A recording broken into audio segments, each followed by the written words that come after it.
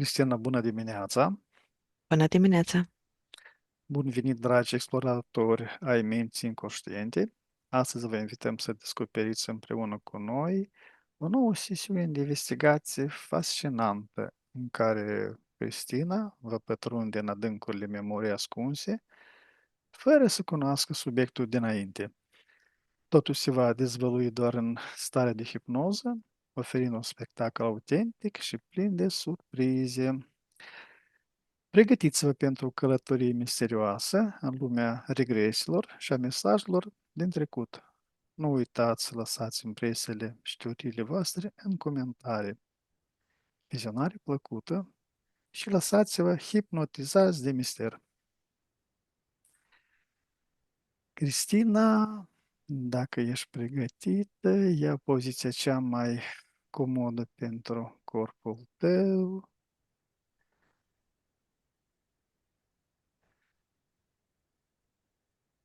Și la 3 îmi spui care sunt cauzele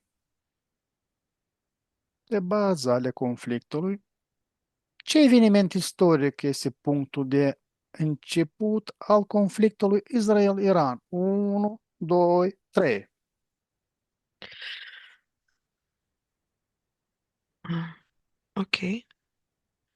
Ca prime eveniment îmi vine 1635, un an de cotitură, un an în care religia a avut ceva important, un eveniment important. Are de-a face cu schimbarea capitalei la musulmani și fluxul de religios, că sunt mai multe energii. Pe măsură tot ce mi-ai spus să divizez, să mă conectez, să observ, le-am văzut și acum îmi arată ca un mic istoric, ca o esență. Dacă poți să te rog să repeți întrebarea, să revină informațiile. Mhm. Ce eveniment istoric este punctul de început al conflictului Israel-Iran?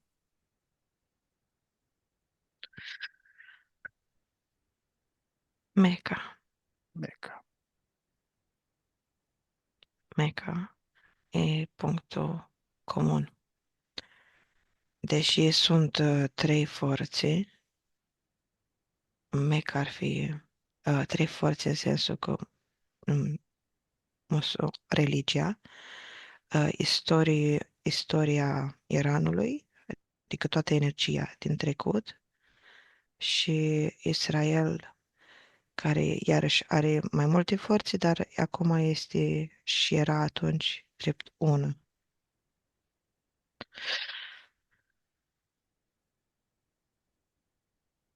Cum au contribuit rivalitățile religioase la escaladarea conflictului? Sunt două grupări de entități care se bat și fac zăzanie doar pentru a extrage cât mai mult ulei pentru ei să-l mănânce.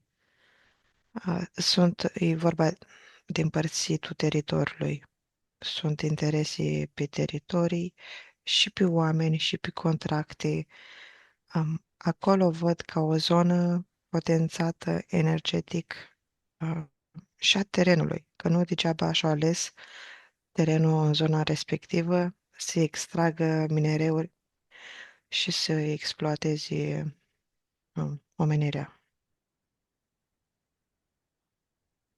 Cristina, examinează acest teren din punct de vedere curat energetic, legat doar de teritoriu, prin excluderea intereselor religioase și altor interese. La 3.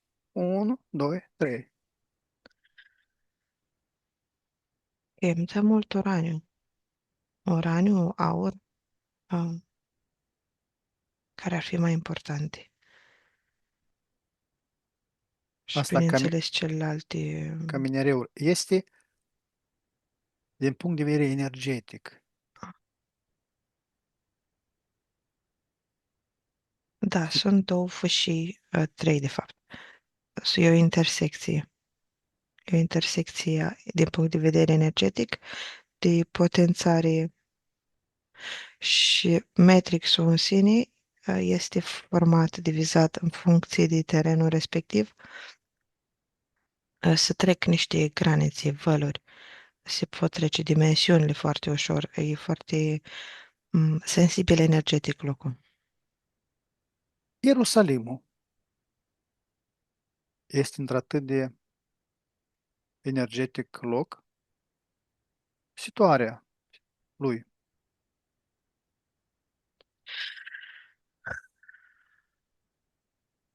A, da și nu, pentru că sunt două informații suprascrise, ceea Mhm. ce au scris ei ca fiind un loc important energetic din cauza lui Isus, uh, dar era scris pe o informație de bază mai adevărată, din cauza că e la granița dintre teritorii și au nevoie de o potențare.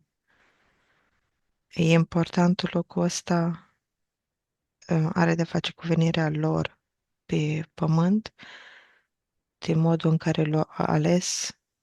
E foarte prielnic pentru reptile, foarte prielnic pentru modul lor în care călătoresc între dimensiuni. De asta au nevoie de anumită energie acolo, nu și un flux continuu. Oamenii sunt acei care transformă această energie într-o energie mai cu frecvență mai joasă, pentru Prin a, toate războaiele, da. vreau să zic, Și entitățile au nevoie de aceste conflicte pentru a transforma energia care este a locului într-o energie mai ușor acceptată de ei, da? da, da, și asta. Văd acum pe partea Iranului. Prin vechea civilizație și vechile civilizații, cumva mi le arată de desubt, dar nu e neapărat fizic de desubt, ci ca timp, ca energie. Sunt civilizații care au fost construite peste alte civilizații, alte energii. Ei s-au folosit și de energiile locului precedent, au și suprascris, au și folosit locul, e un cumult, e o analiză a locului uh, și făcut un algoritm benefic lor. Pe Iran văd atât de multă abundență, atât de multă prosperitate și o forță extraordinară a leului, a soarelui. Sunt și da, au legătură cu vechea civilizație, cu Lira și cu războaiele lor intergalactice care acum s-au portat și pe Pământ. Cristina, observă din metafizic aceste două popoare au fost cândva un popor la trei. Unu, doi, trei. Îmi vine informația că da, că ar fi fost un singur popor. În punctul intergalactic, nu pe Pământ, au făcut parte din aceeași rasă de reptilieni care apoi s-au făcut Anunnaki, care apoi s-au făcut Atlanți, îngeri căzuți, s-au divizat, s-au amestecat, au avut conflicte și ei pe măsura istoriei timpului ce a trecut la ei. Da, au fost un popor. Această divizare o privești la nivel de ADN,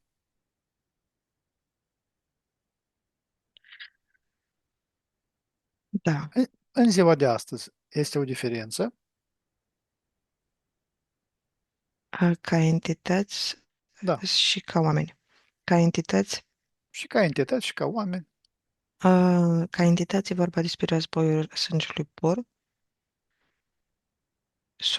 Este o fracție care nu a acceptat transformarea ADN-ului și o Mhm, fracție care a făcut un compromis, dar benefic, zic ei, pentru rasa lor și pentru a aduce mai departe valorile. De asta și împărțirea în momentul în care au venit aici și au făcut diferit specia de sclavi și au modificat-o diferit mhm, specia de oameni, fiecare după ce aveau nevoie și sunt cei care mai, nu mai gravi, mai cruzi, cei din Ierusalim care au păstrat sângele și mhm. cei care au modificat pe partea cealaltă, pe partea de anchie, pe partea de ce avem tăblițele rămase de la ei. Îi văd conectați cu cei de acum din Iran. Cristina,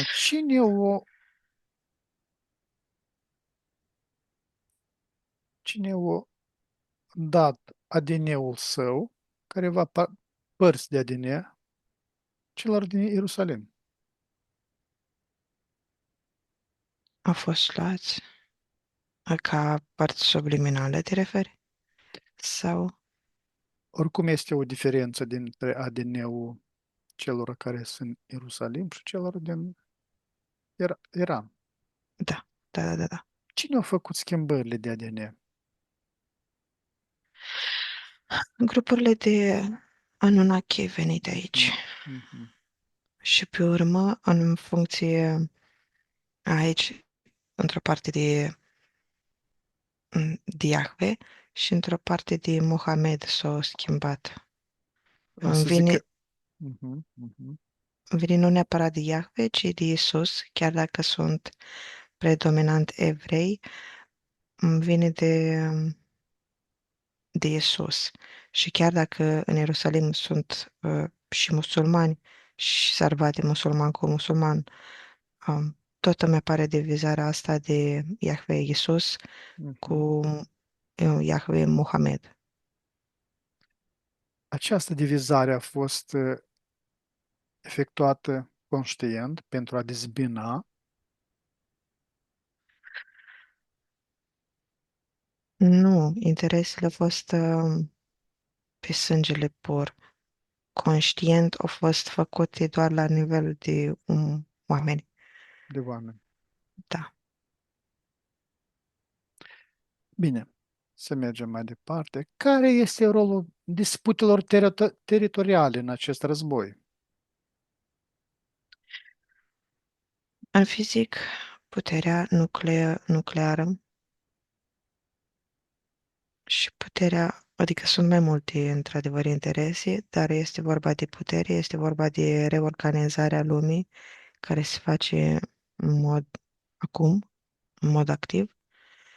Faptul că Iran o să fie trasă spre puterea Rusia, China, care se face acum, și pe lângă faptul că ei au anumite conflicte de ordine religios înăuntru, ceilalți din Israel îi văd foarte influențați de America. Și tu, în momentul în care mi-ai spus să iau informațiile false, să le dau la o parte, foarte multe energii care veneau dinspre America pe acest loc s-au retras. Mhm. Și ca influență le văd ca având susținerea Americii, ca influenței America. De asta, acum îmi dă mai multe motive, mai multe conflicte, fiecare cu interesul lui și încerc să le divizez, să văd cum sunt interpretunse. Sectorul Gaza, Siria, Cisjordania Da, sunt și ele implicate. acest teritoriu din cauza lor? Nu, le văd făcând parte din proiectele anterioare de extragere a energiei, de Mhm. ardere pe loc, intensitate foarte mare a conflictului și extragere cât mai mare, dar nu le văd când parte din conflictul actual. Le văd din Israel, în zona respectivă, conflict. Dar tot susținut de America. De ce Iran susține grupările precum Hamas și Hezbollah împotriva Israelului?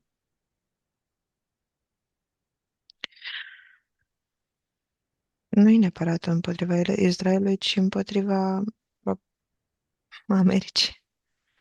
Asta îmi dă. Din cauza că începând cu anii 60-70, America a început să susțină anumite grupări teroriste și atunci ei au început să trezească și nu numai ei, și alte grupări care au fost conduse și susținute financiar au început să aibă interesele lor, să vadă că este mai mult de atât, au început să vadă care este ordinea, cum se schimbă lucrurile și se reorganizează, regrupează și ei în funcție de interesele lor. Asta îmi arată. Israel-Iran sunt actorii principali și sunt cei care stau în spate, da? America, Rusia, China, pe de altă parte. Da, Iranul oarecum e de sine stătător. Mhm, Are într-adevăr alianți, dar e de sine stătător mhm. și o să vrea în continuare să fie de sine stătător în picioare. Ai o ocazie și pentru entități de a redistribui puterea, nu numai pentru noi la nivel Mhm. politic, ci și ei se restructurează. Și iarăși nu mi trebuie să fie în război, ca și cum până și lucrul ăsta face parte dintr-un plan mai mare, fiindcă avem acum mai multe elemente care vin, mai multe, ba un atentat, ba un război. E un tipar pe care ei Mhm, trebuie să-l mhm. mențină. Și este ca o mutare de șah energetic, dar este și ceva necalculat de ei. Nu e total calculat, fiindcă depinde de foarte multe și de noi, de cum ne dăm energia. Cum reacționăm la evenimente? Da, Cum a influențat programul nuclear iranian tensiunile cu Israel? ca un boom, au făcut shift-ul ca toată atenția dinăuntru și pe ce aveau ei pus atenția să se schimbe înspre Iran. A fost un trigger mare.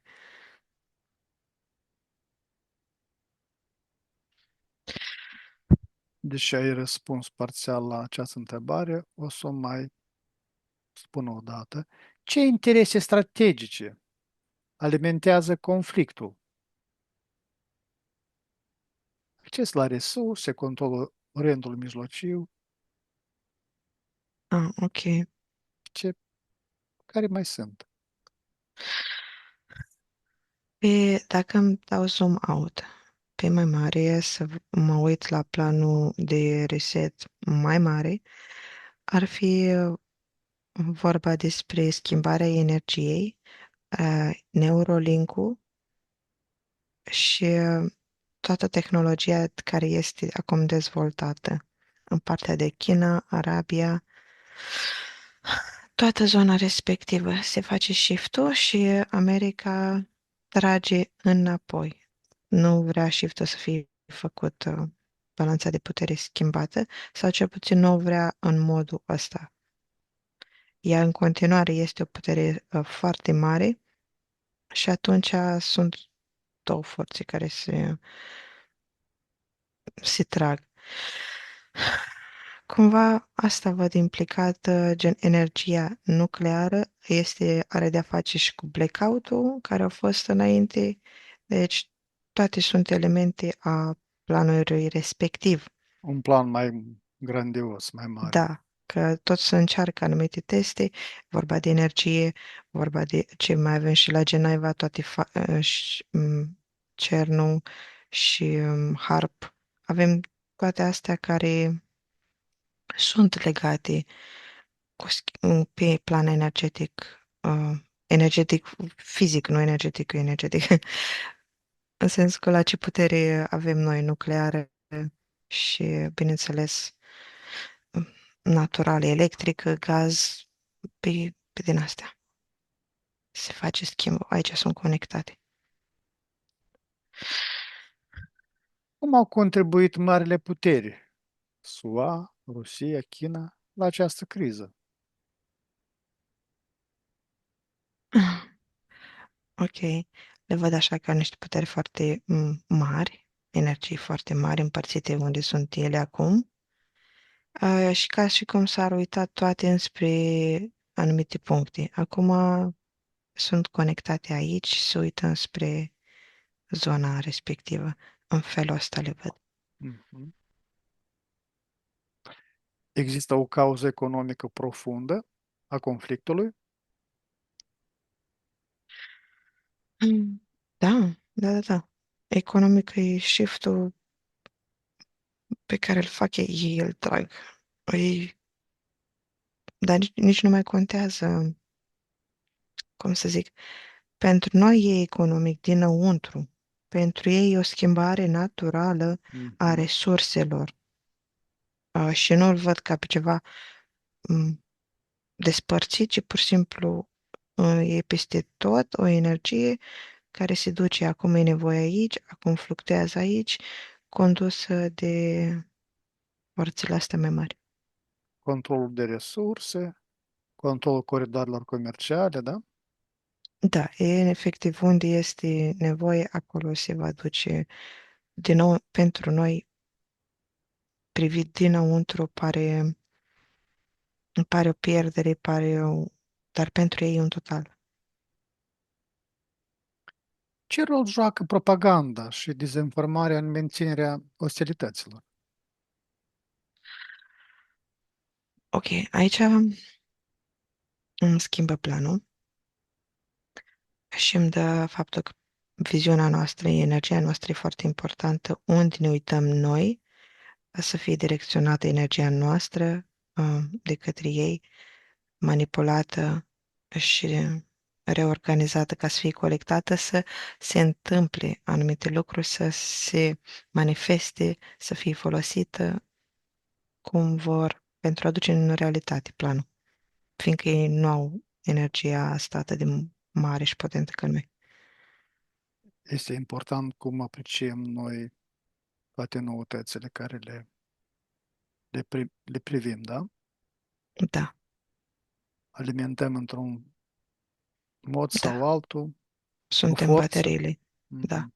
Noi înșiși suntem energiile alea pe care le vedeam mai înainte, Mhm. resursele economice, noi suntem resursele alea economice, Mhm. noi suntem m, cei care extrag minereurile, mineralele, tot.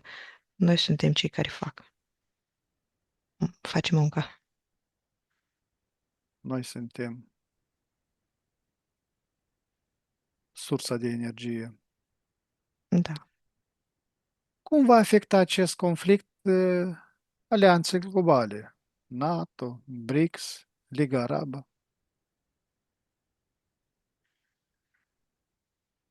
Ai ca o durere de cap, gen, iar începem. Nu putem. Ei sunt foarte concentrați, cei din Arabia, China, pe planul lor de dezvoltare tehnologică și de dezvoltarea unor noi locuri optime pentru planurile lor. Și atunci, conflictele respective sunt o durere cumva pentru ei, gen, iară se întâmplă ceva, nu vrem, adică de asta e necontrolabil pentru ei, fiindcă vine fracțiunea asta la altă care deține, vrea să aibă ADN-ul pur. Uh, și acum o să te rog să repezi din nou întrebarea, că m-am dus după energie. Cum va afecta acest conflict alianțele globale? Fie NATO, fie BRICS, Liga Arabă? Da, încearcă NATO să câștige putere, o să fie o influență de câștigă a terenului din partea cealaltă de Asia, Rusia. E o modalitate de a spune stop, fiindcă deja NATO vine pe sus și au influențe, au făcut deja mișcarea pe la noi, pe România, da, cu alegerile noastre și atunci aici Rusia și celelalte forțe o să fie nevoite să pună un stop mai mare, gen e o piesă mai importantă, o mișcare mai importantă la care trebuie să aibă ei grijă și resurse mai multe implicate, mai grave sunt părțile nucleare implicate.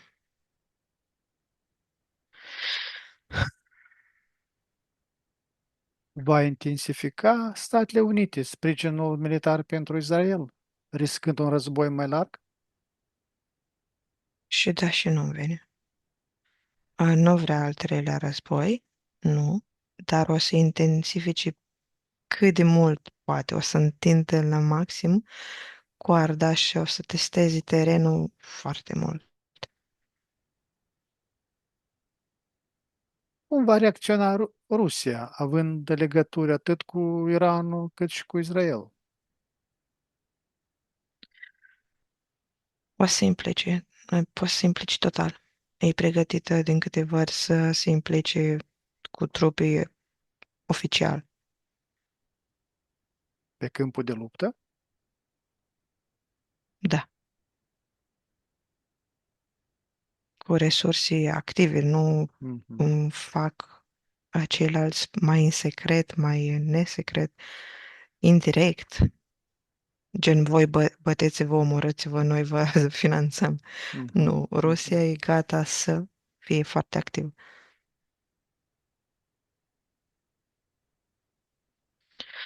Va încerca China să medieze, să se profite economic din haos? Da, da, da, da, da. Ce, da, o să încerce, fiindcă este un câștig la cine deține puterea nucleară și la programele spațiale pe care le au. O să încerce puțin, adică este un win-win pentru ei, dar în același timp pentru planul mai mare, în care sunt mai mulți implicați, nu numai China, e mai favorabil să câștige Iranul, să nu aibă conflicte Iranul. Cum se va poziționa Uniunea Europeană între sprijinul pentru Israel și temerile unei crize migraționale? Exact, asta venea pe măsură ce spuneai întrebarea. Uh, Foarte mulți care vin se teme, dar în același timp văd că Uniunea Europeană e în acord cu NATO. Și atunci s-ar putea să fie nevoită să ia o poziție din cauza Americii și să primească anumiți oameni. Dar cumva au trecut destul de mult timp de la valurile anterioare și știi cum să facă față Europa. Nu mai sunt aceleași motive, nu o să fie aceiași oameni care vin, dar nu e asta în interesul lor, în focusul lor, oamenii care vin, ci mai mult poziția care o să fie luată, să fie puși să o iei din cauza lui NATO. Vor fi afectate relațiile dintre țările musulmane și Occident? Da, da, da, foarte mult, fiindcă cumva mi arată că toată lumea știe că în Israel sunt conflicte, toată lumea deja e săturată, până și musulmanii sunt saturați de războaiele de acolo. Până și cei mai aprici și mai flăcărați dintre ei nu se mai uită la conflictele respective. Și atunci toate țările arabe care sunt acum dezvoltate și care au un capital foarte mare, o să se uite la toți cei care susțin Iranul și care nu. Cine ia partea o să fie pus la masă și o să se alăture, o să mănânce cu ei. Cine nu o să fie foarte asuprit și trecut pe lista de dușmani. Ori albă, ori neagră. Ceva de genul emerat. Va crește riscul unui conflict nuclear din cauza amenințărilor reciproce?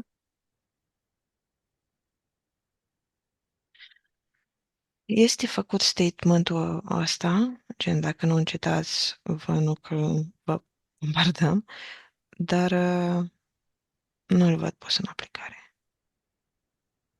Este doar făcut și repus în vedere la anumite evenimente. Gen, dacă nu încetați, puteți păzi. Mhm. Cum se vor schimba relațiile dintre Iran și statele arabe?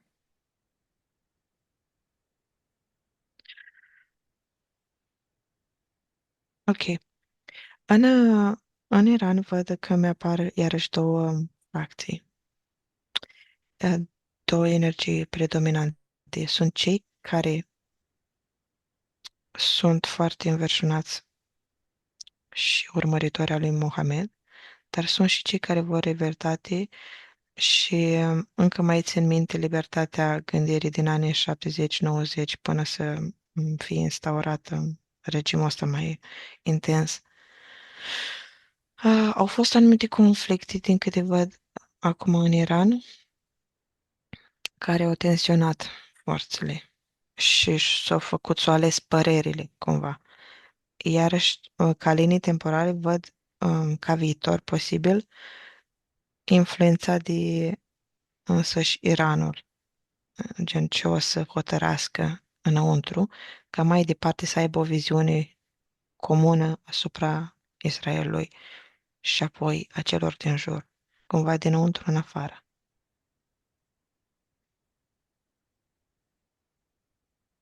Va destabiliza acest război și alte zone critice, cum este Ucraina, Taiwanul? Da și nu. Da și nu. Nu. Deocamdată nu văd. Ceilalți doar se uită. Și celelalte state arabe tot așa se uită să vadă din punct de vedere religios ce influență o să fie. Asta ar conta mai mult decât cel fizic. Și așa o să fie luat și de către celelalte țări. Deocamdată se uită. Cum va afecta conflictul prețurile petrolului și a gazelor naturale? Mhm. Da, aici sunt interese comune cu Rusia, cu Arabia. O să crească. Îmi arată că asta este în plan cu creșterea petrolului, deși limitat, calculat de către ei ca să poată să facă față și restul lumii, ca să fie în continuare un flux a planului, nu numai să-l blocheze prin faptul că crește prețul.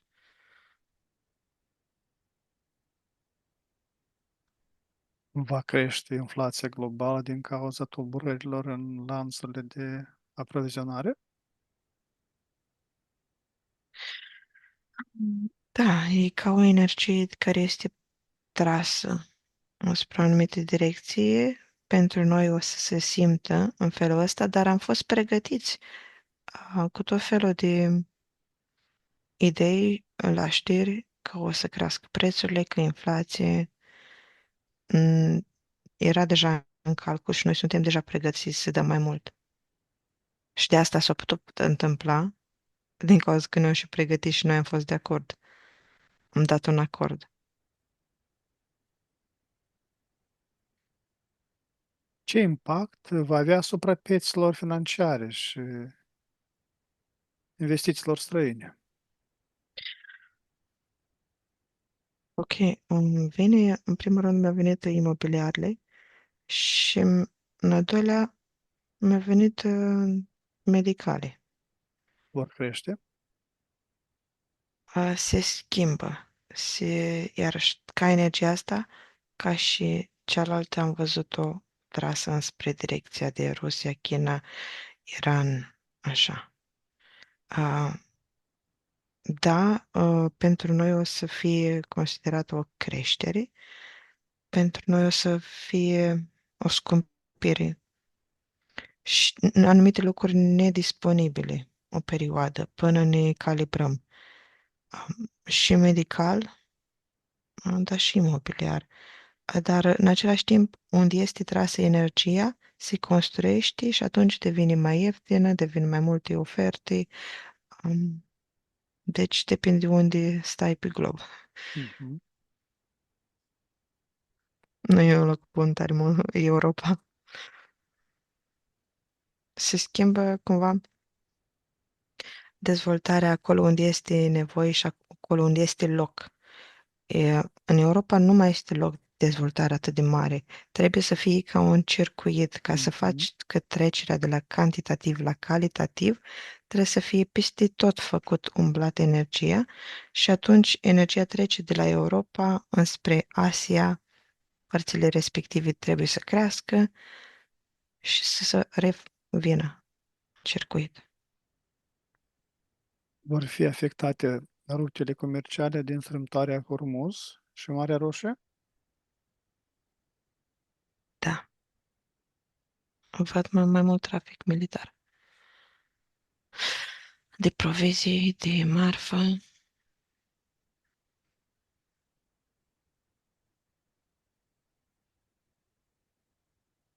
Cum va răspunde OPEC plus la posibilă criză energetică? Îmi arată că deja are planuri cu mai multe planuri, cu mai multe opțiuni, cu mai multe scenarii ce se poate întâmpla și că e deja în desfășurare planul și acum sunt în anumite etape. Cum o să influențeze în funcție de factorii pe care sunt deja în desfășurare și rezultate. Efectiv, o să leagă varianta 1, 2, 3, A, B, C. Dependență de desfășurare, da? Evenimentul.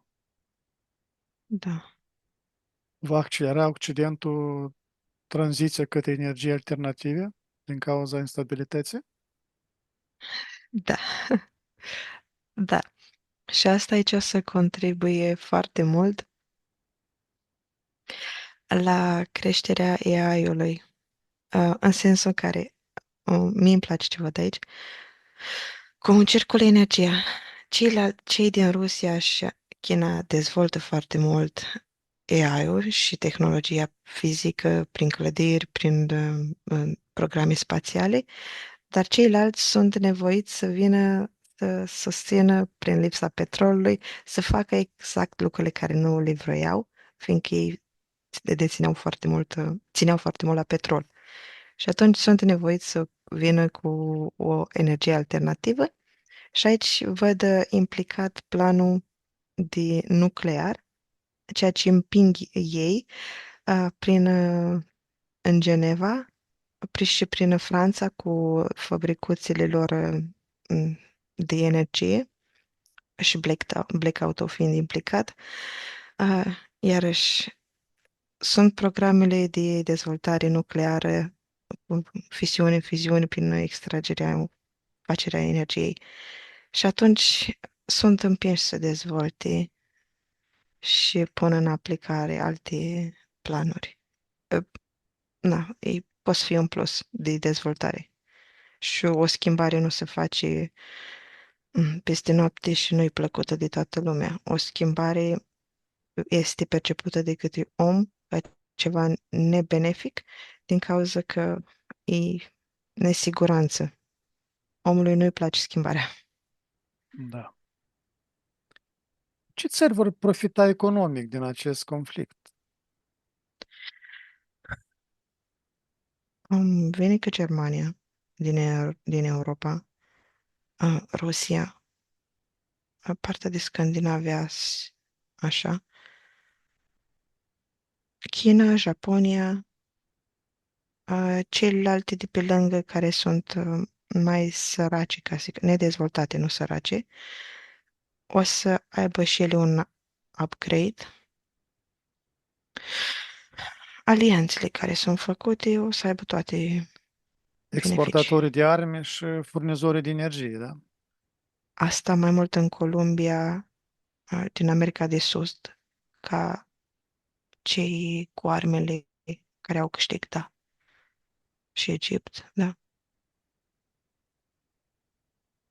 Congo. Va duce la o nouă criză alimentară globală, afectând exporturile din regiune. Îmi vine în felul următor. Alimentare. Criza alimentară nu există. Criza alimentară este indusă. Este indusă fiindcă oamenii deja au viziunea că tot ce înseamnă alimentar înseamnă magazin. Mhm. Nu mai înseamnă cunoaștere pe care o au, nu mai înseamnă o măsură a ceea ce mănâncă. Și atunci este o criză indusă în anumite locuri, ca la pandemie să cumpere cât mai mult. Dar nu este o criză reală. Cum vor fi afectate economiile emergente dependente de petrol și cereale?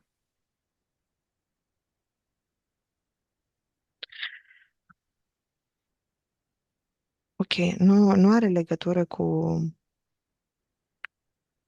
conflictul pe care îl cercetăm acum, ceea ce văd, dar îmi arată din planul mai mare, din cauza că Iranul și conflictul de acum este conectat la un plan mai mare, îmi dă alt plan. A, o altă parte din plan ar fi ca cei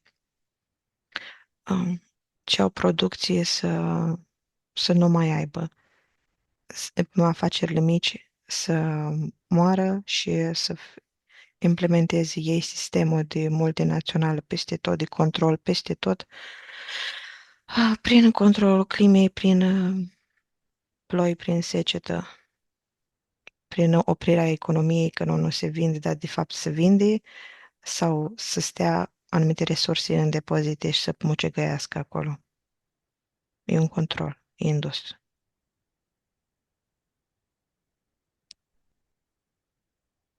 Este posibil o escaladare majoră care să implice direct Statele Unite de America?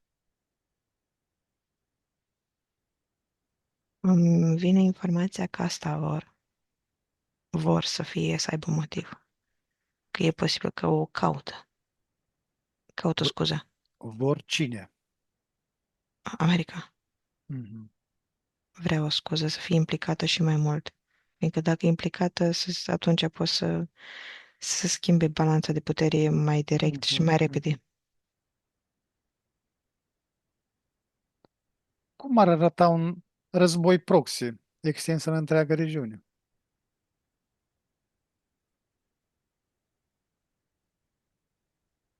Ok.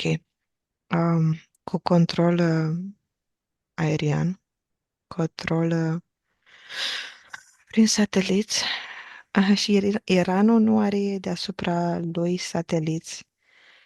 Nu au voie deasupra lui să survoleze și să cerceteze alții spațiu.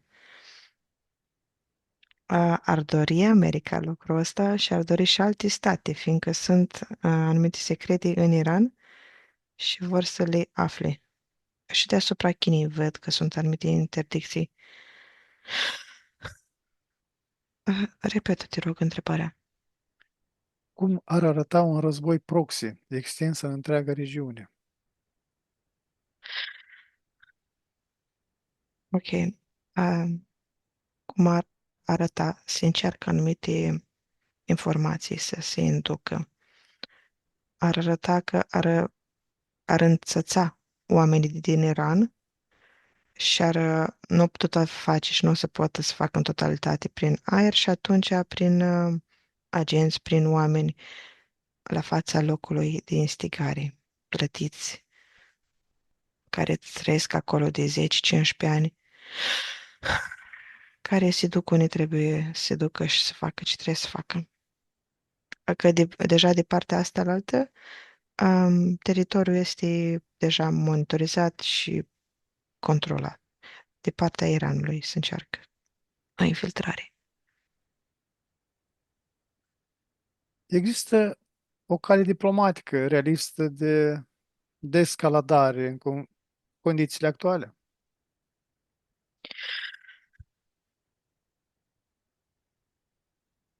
Mai multe posibilități văd aici. Deocamdată e incert. E momentul foarte intens și trebuie să așternă lucrurile. Încă câteva zile. Trebuie desfășurate careva Mhm. condiții mai... Puncte ca să ducă la altele, ca un domeniu. Mhm. Ce rol ar putea juca organizațiile internaționale, ONU, FMI, Banca Mondială? FMI-ul, Banca Mondială. Um, mai mult pe resurse, fiindcă deja financiară, Terra este în datorii, Mhm. nu știu cât cin, dar este în datorii și în pierdere.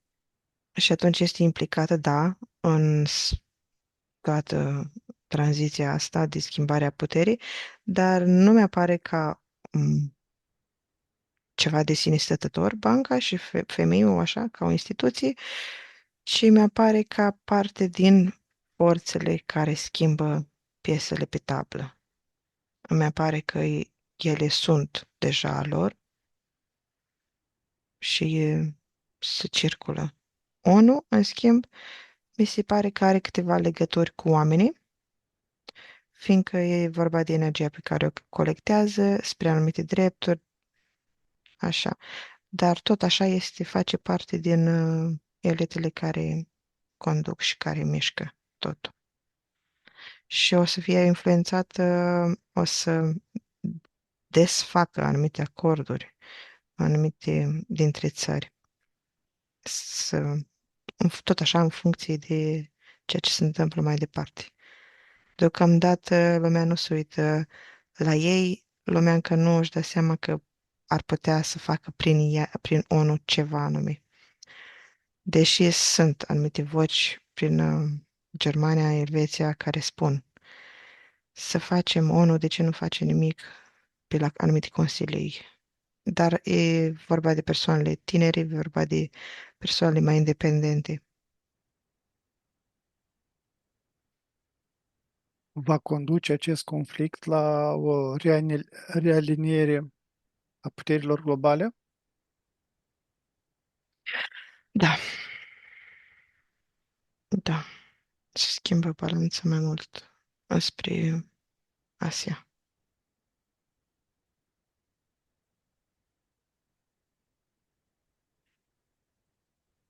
Este posibil ca Iranul și Israelul să ajungă la un acord de agresiune? Vine informația că Iranul îi spune la Israel să nu mai muște, să termine. Da,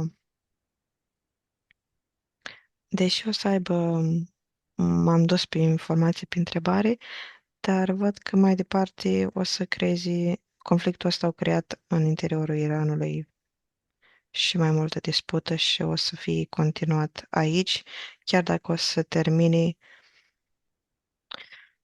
disputa cu Israelul, care oricum se întinde pe etape. Mhm. Gen, și între etapele astea o să fie conflict în interior, rioturi și tot felul de revolte. Cum va influența rezultatul războiului din Ucraina dinamica Israel-Iran?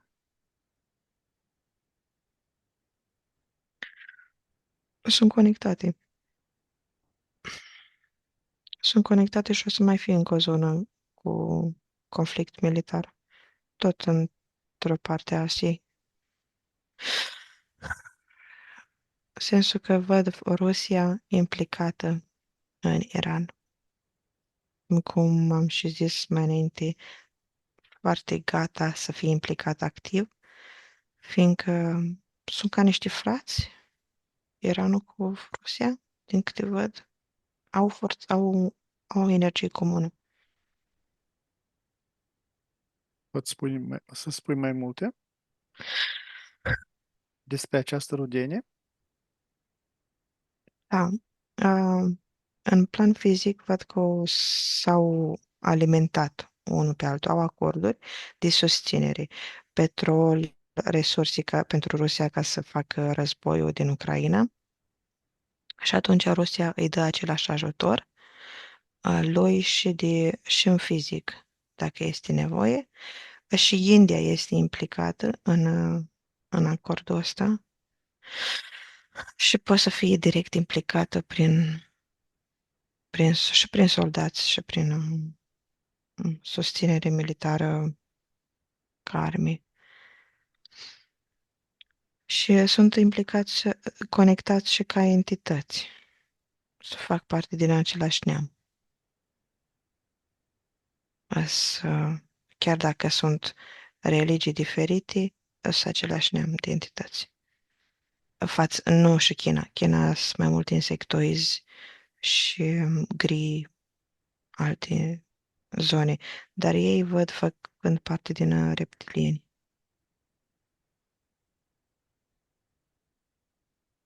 Iar lagărul adversar, de cine este controlat? Ok. Sunt și dracu reptilieni și reptilieni, dar de rasă oră. S-au făcut acordurile. Ok. Îmi dă în felul următor. Egipt, Israel sunt acele case care erau în casele regale care au coborât din Atlantida, care au condus mai departe și au condus cabala, au condus societățile secrete. Pe urmă s-au urcat în Europa, în Franța, Portugalia, și apoi în Statele Unite. Um, Tot ce este din ei, ca masoni, ca iluminati, ca ei, zona respectivă, o conduc. Și asta ar fi dracul reptilieni și reptilieni, dar fracțiunea de rasă pură, cumva. De asta sunt așa de secretoși, de asta le place să facă tot felul de societăți dintre astea secrete. E ceva privat. Și așa au fost felul ăsta de organizare. Noi de acum vine din, de pe planeta de origine, de casele regale de acolo s-au respectat și aici. S-au respectat informația cum este transmisă de elită.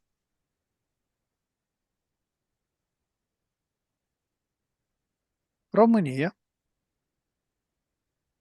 Republica Moldova, Da.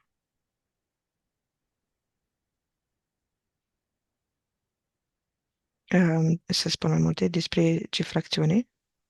da, Să... spune Așa. cine controlează ca entități. Deși face parte din fracțiunea de rasă pură, are anumită libertate, anumită detașare, e un teritoriu, Rasă care, pură spui despre reptiloidă? da, da. Și este ca teritoriu venit ca ramură, cumva, de acolo, din Egipt, Imperiul Mhm, Roman, pe mhm. urmă celelalte societăți. Dar este un teritoriu, sunt niște teritorii mm, nu atât de încărcate energetic și cu influențe atât de mari. Și atunci pot fi modelate și trase de cele două forțe cum Mhm, vor ei. mhm. E o zonă mai de gri. Și atunci, în funcție de perioade, se schimbă. Zona de Moldova e o zonă care aparține Rusiei, dar tot nu e atât de intensă, adică este mai liberă în funcție de planurile lor. Ucraina? Cam face parte din Rusia și este importantă și ca teritoriu și ca resurse și este condusă au vrut să schimbe casele și da, este momentan condusă de Rusia, de fracțiunea de acolo. E ca și cum ai avea o casă. Tot o casă asta pe care o ai anumite, ai dormitor, ai living, ai bucătărie. Într-unele stai mai mult, într-unele nu. În balcon poate nu stai atât de mult. Și anumite teritorii um, sunt împărțite, ca zic așa, ca și un loc din casă. În România, Moldova, sunt zonele în care te duci din când în când în funcție de ceea ce ai nevoie. Mhm. Ai spus despre un nou focar, poate fi. Te-ai referit la Taiwan? Da, sunt Taiwan, Vietnam, sunt, Vietnam? au făcut parte din Vietnam, Mhm. din planurile lor. Și Filipine, sunt acolo indusii, tot așa prin musulmani, sunt anumite conflicte care încep să prindă scântei. Deși nu văd linia potențată, nu văd o mai mare de 15% posibilitate. Mhm. Va duce conflictul la o nouă ordine mondială, multipolară. Este în planul ăsta. Nu va duce el, dar contribuie. Așa, punct în plan, există, da? Da. Care este cel mai realist scenariu pe termen lung? 5, 10 ani? Da, se poate întinde până la 10 ani, dar cel mai mult la 4. Mhm.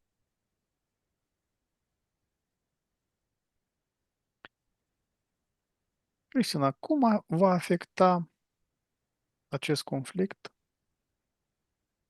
politic și economic România? Da, o să uite foarte direct România spre ceea ce se întâmplă. Și sunt anumite acorduri pe care România trebuie să le aibă în vedere la conflicte de genul, fiindcă are alianța cu NATO și cu Uniunea Europeană. Și deja au fost anumite valori care au venit prin Turcia la celelalte conflicte și acum România s-ar putea să fie pusă să accepte anumite lucruri. Mm, Pe, na, și acum vine nou președinte în joc și noua ordine de la noi cu alegerile lor, care sunt mai predispuse a face pe plac anumitor forțe, cum ar fi cele de la NATO și cele din Uniune. S-ar putea să dansăm puțin cum ne joacă. Se poate intensifica dezbinările și Da, tensiunile, da. foarte, foarte. Și acum la noi o ars um, în fiecare o dorință și o nemulțumire, escaladează, Mhm. potențează anumite linii și se duce iarăși la extremă înăuntru fiecăruia. Bine, Cristina, te deconectezi de la această tematică la 3, 1, 2, 3. Formăm o sferă energetică de vibrații absolute la 3, 1, 2, 3. O informăm cu dragoste, cu lumină și o informăm cu informațiile din această sesiune despre rolul fiecărui din noi pentru a alimenta sau nu alimenta Da. acest proces care este controlat, care este programat, care așa. Și la trei, expediem această informație, această sferă către cei toți care sunt capabili de a și sunt doritori de a lua această informație. 1, 2, 3. Așa. La 3 te deconectezi de la această tematică. 1, 2, 3. Te deconectezi de la tot și de la toate. Eu voi număra de la 1 la 5, iar tu te vei întoarce aici, în prezentul din care îți vorbesc. 1. Simți cum corpul tău devine din ce în ce mai ușor și îți simți corpul liber și leger. Te simți bine și minunat. 2. Simți o stare benefică în tot corpul tău. 3.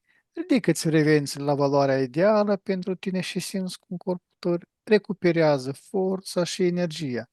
4. Te simți liberă, împlinită, energică și fericită. 5. Ești aici și acum.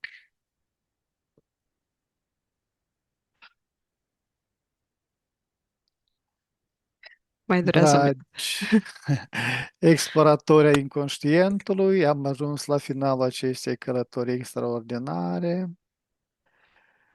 Prin straturile timpului și ale memoriile ascunse, vă mulțumim din suflet pentru prezență și reacțiile voastre la informații surprinzătoare dezvăluite astăzi. Fiecare comentariu, like și share ne ajută să ducem investigațiile mai departe. Sincer, mulțumiri Cristinei, al cărui talent și deschidere a făcut posibil această experiență fascinantă. Dacă ați fost intrigați de ceea ce ați văzut, nu uitați să vă abonați și să activați clopoțelul de notificări pentru a nu pierde următoarele sesiuni. Până data viitoare, rămâneți curioși și deschiși la misteriile pe care mintea noastră le poate dezvălui. Vă urăm liniște și descoperiri interioare. La revedere, numai bine! Pa, pa.